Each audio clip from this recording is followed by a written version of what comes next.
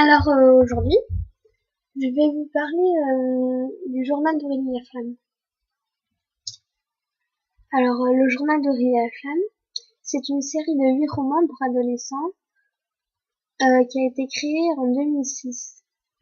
Elle est écrite par India Desjardins et éditée par les éditions Les Intouchables. Le premier livre a été vendu en plus de 450 000 exemplaires. C'est un livre du Québec.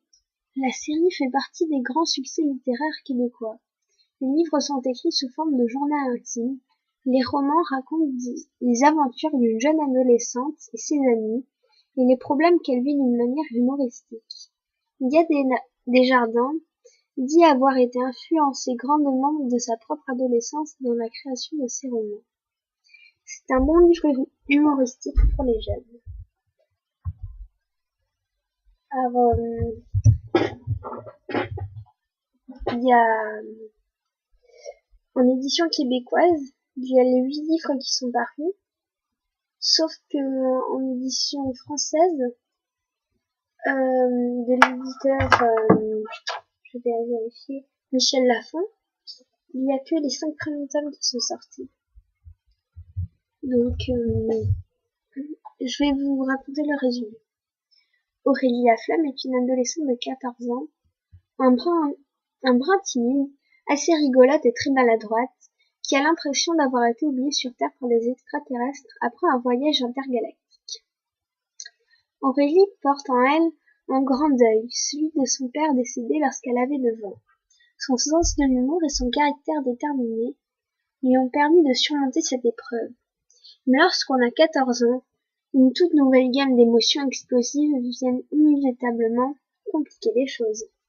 C'est avec humour et sensibilité qu'Aurélie Laflamme affronte les aléas de sa vie d'ado, tels que l'amitié et les sacrifices qu'elle devra faire pour la préserver, la réussite scolaire parsemée d'obstacles, surtout quand on a l'impression de s'être fait transplanter par erreur des neurones d'Écureuil, le souci de voir sa mère trouver un chant, le chant, petit copain, qui lui convient, et de s'assurer qu'elle ne s'amourache pas de n'importe qui, et bien sûr, l'amour.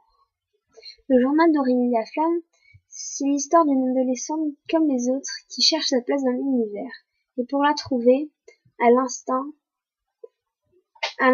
des héros d'épopées fantastiques, elle devra combattre plusieurs monstres et démons, mais les siens sont dans son cœur. Alors, France Charbonneau, c'est sa mère. Elle travaille en marketing. Athée, elle ne s'est jamais posé de questions sur le sens de la vie jusqu'à ce que son conjoint décède. N'ayant aucune croyance, elle a été incapable d'en inventer une pour sa fille et a jugé bon de lui faire part de sa vérité, son ignorance face à l'amour. Après cette épreuve dans leur vie, elle est tombée en dépression, ce qui a forcé sa fille à acquérir un grand sens de responsabilité très rapidement. Comme plusieurs parents monoparentaux, France a dû redoubler d'ardeur au travail pour pouvoir subvenir à ses besoins ainsi qu'à ceux de sa fille. Toutes deux ne s'entendent pas du tout sur la nécessité de faire le ménage, et bien qu'elles s'adorent, elles se chicanent souvent. France est une bonne mère, mais se sent un peu dépassée par les événements et se laisse dominer par ses émotions. Catherine Desmeurs, la meilleure amie d'Aurélie. Elles se sont rencontrées lors de l'examen d'entrée à l'école privée qu'elles ont fréquenté de leur première à leur 4e secondaire. Une école privée de filles avec uniforme, ce qui enchante Aurélie, mais qui déplaît énormément à Kat, qui aimerait pouvoir s'habiller comme elle veut et côtoyer des gars. Elles sont best forever, mais sont très différentes. Si bien que malgré la grande amitié qui les unit, elles peuvent se chicaner. Mais elles se réconcilient à chaque fois, voyant qu'il n'existe aucune amie sur Terre pouvant les remplacer. Kat est moins timide qu'Aurélie. C'est une fonceuse qui n'a peur de rien. Elle est sportive et adore Dance Revolution et l'équitation. Nicolas Dubuc. C'est le premier amour d'Aurélie. Un garçon qui sera très important dans sa vie car c'est lui qui lui donnera son premier baiser. Aurélie fait toujours des gaffes devant lui. Nicolas aime les animaux et faire du skate, mais surtout pas la bouffe d'astronaute. François Blé, le petit ami de la mère d'Aurélie. Aurélie a longtemps cru que François était la réincarnation du diable en personne. Peut-être avait-elle peur qu'il fasse de la peine à sa mère, qui en avait déjà trop eu. Mais plus elle apprend à le connaître, plus elle ressent une grande affection pour lui. Tommy Durocher, le meilleur ami d'Aurélie et voisin.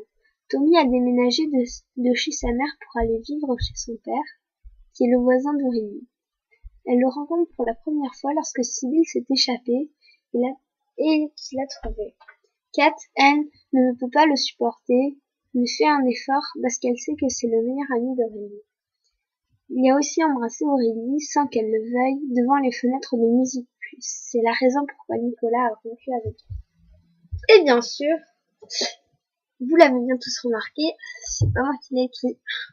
Mais bon, je l'ai lu. Bon, bah voilà. Je vous ai parlé du journal d'Aurélie.